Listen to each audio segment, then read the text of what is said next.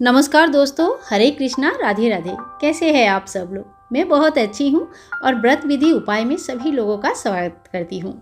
दोस्तों, एक क्वेश्चन बार बार आता है कि हमें प्याज लहसुन खा के हम ठाकुर जी की सेवा कर सकते हैं, या तो फिर व्रत के दिन हमें प्याज लहसुन क्यों नहीं खाना चाहिए?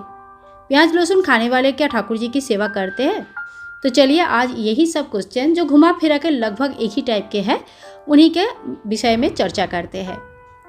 सबसे पहले तो ये जान लेते हैं, प्याज और लहसुन दोनों चीज़ हमारे बॉडी के लिए बहुत अच्छे होते हैं।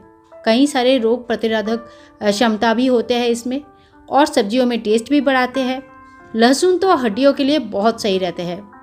अल्प मात्रा में प्याज और लहसुन हमारे बॉडी को हमेशा फ़ायदा देती है, पर इसके बावजूद व्रत के दिन मना क्यों किया जाता है?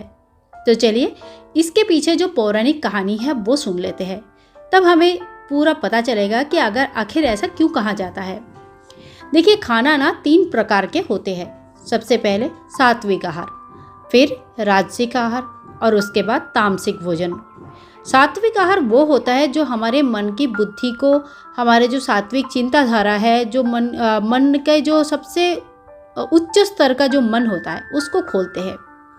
फल और दूध, दही, सब्जी, आटा, चावल, ये सारे सात्विक आहार में आता है, और जब फ्रेश चीज़ें बनती है वो सात्विक आहार में आता है। सात्विक आहार भी जब बासी हो जाता है तो तामसिक बन जाती है, और सात्विक आहार में जब मसाला मिक्स हो जाता है तब भी वो राजसिक बन जाती है।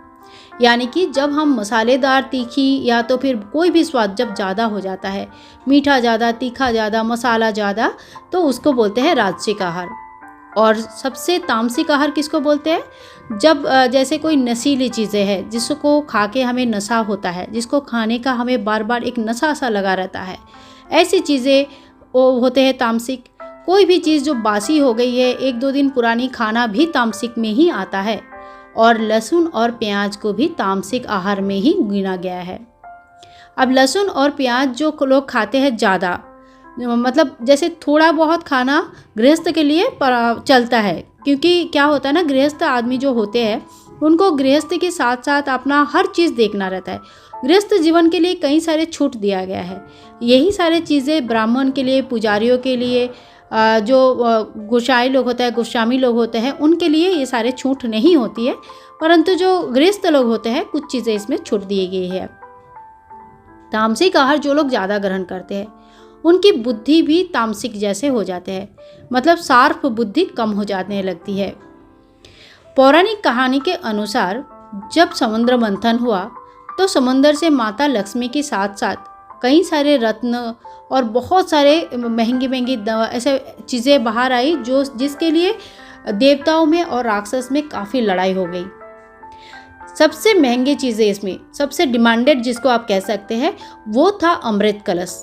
अमृत कलश ऐसी एक चीज़ थी जो अगर कोई ग्रहण कर ले तो उनको मृत्यु कभी नहीं आएगी, वो हमेशा के लिए अमर हो जाएंगे। इसीलिए देवता और राक्षस दोनों चाहते थे कि अमृत कलश उनको मिल जाए, पर भगवान विष्णु को पता था कि अगर ये राक्षस को मिल जाते हैं तो पूरी दुनिया खत्म हो जाएगा और दुनिया में कोई भी अच्छी चीज़ें नहीं बचेगी, सिर्फ राक्षसों का राज होगा। जबकि अगर ये देवताओं को मिल जाता है तो ये दुनिया फलेगी फूलेगी, आगे बढ़ेगी। तो जैसे भगवान का विचार के अनुसार उन्होंने एक एक करके सभी देवताओं को अमृत पिलाना शुरू किया, अपना मोहिनी रूप धारण करके। इसी समय एक राक्षस ने देवताओं का रूप ले लिया और देवताओं की लाइन में लग गए, और धीरे से आके लाइन में जैसे ही लगे और अमृत भगवान उनको पिलाने ही वाले थे, थोड़ा सा अमृत उनके होंठों तक गया था। इतने में भगवान सूर्यदेव और चंद्रदेव उनको पहचान लिया कि ये एक राक्षस है, और वो भगवान विष्णु को ये बात बता देते हैं।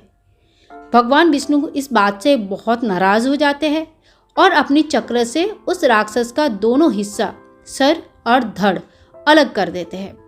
मुंह में थोड़ा सा उनकी अमृत चली गई थी। वो अमृत और सिर कटने के वजह से थोड़ा सा खून जमीन पर आकर गिरा। इसी से प्याज और लहसुन का जन्म हुआ। प्याज और लहसुन क्योंकि राक्षस से जन्म लिया है, इसीलिए इसको तामसिक माना जाता है। परंतु भगवान विष्णु की चक्र से भी काटा है और भगवान विष्णु के हाथ से अमृत से भी इसकी जन्म हुआ है। इसीलिए ये तामसिक होते हुए भी गुण इसमें बहुत है। अगर लहसुन और प्याज का आप गुण देखने जाएंगे जो कि हमारे बॉडी के लिए कितनी अच्छी है, तो बहुत ज़्यादा है, बहुत ज़्यादा गुण है इसमें। इसीलिए प्याज और लहसुन में दोनों तरह का गुण होते हैं। एक जो हमारे बॉडी को बहुत चाहिए रहता है, दूसरा इसमें तामसिक गुण भी होते हैं क्योंकि ये राक्षस से जन्मा है। इसीलिए खास करके कहा जाता है कि व्रत के दिन, जिस दिन उपवास रहेगा, व्रत रहेगा, उस दिन, यहाँ तक कि भगवान का जिस दिन खाना भी हम कोई भी भोग बना के भगवान को हम अर्पण करते हैं, उसमें भी गलती से भी प्याज लहसुन का इस्तेमाल हम नहीं करते हैं। जिन राक्षस का सर और धड़ अलग हुआ था, उनका सिर राहु और धड़ जो है केतु के नाम से परिचित है। नवग्रह में इनकी भी पूजा की जाती है। तो प्याज और लहसुन क्यों नहीं खाया जाता है, आशा करती हूँ आप लोगों ने समझ गए होंगे। अगर कोई गृहस्थ में रह के प्याज लहसुन खाना चाहते हैं तो उसमें थोड़ा बहुत प्याज लहसुन खाने में कोई दिक्कत नहीं है, कोई मनाही नहीं है, क्योंकि संसारी आदमी हर चीज़ जो है त्याग नहीं कर सकते। इसीलिए थोड़े मात्रा में आप खा सकते हैं, बहुत ज़्यादा मात्रा में नहीं, थोड़े मात्रा में खा सकते हैं जितनी आपके बॉडी के लिए अच्छा हो। लेकिन व्रत वाले दिन कभी भी प्याज लहसुन ग्रहण ना करें। ठाकुर जी को कभी भी प्याज लहसुन का भोग ना लगाए। जिस पात्र में प्याज लहसुन बन रही है, ऐसे पात्र में ठाकुर जी की भोग ना बनाए। और आपके घर में अगर बिना प्याज लहसुन का कोई भी सब्जी नहीं बनती है तो ठाकुर जी को सब्जी का भोग ना लगाए। आशा करती हूँ चीज़ें एकदम साफ हो गई है। क्यों माना करते हैं, इसके पीछे पौराणिक रहस्य क्या है, हर चीज़ आपको बताया है। साइंटिफिक हिसाब से अगर देखा जाए तो प्याज और लहसुन तामसिक आहार में आता है, जो कि हमें उग्रता के ओर लेके जाते हैं। इससे हमारा सात्विकता कम होती है थोड़ी, और हम थोड़ी सी उग्र हो जाते हैं। उग्र यानी कि एग्रेसिव हो जाते हैं। इसी वजह से भी प्याज लहसुन कम खाने के लिए बोला जाता है। जो साधु सन्यासी लोग होते हैं वो शांत स्वभाव के होते हैं, उग्र नहीं होते हैं, वो शांत स्वभाव के हों। और उनकी शांत स्वभाव को कंटिन्यू रखने के लिए उनको ये सारे उग्र वाले खाना, जो कि चीज़ों को उग्र कर देते हैं, जो मन को ज़्यादा उथल पुथल कर देते हैं, ये सब चीज़ें छोड़ देते हैं वो, और वो मन को शांत रखते हैं, कंट्रोल में रखते हैं। अगर आप भी ऐसा खाना चाहते हैं, साधु सन्यासी जैसा रहना चाहते हैं, तो बहुत अच्छी बात है।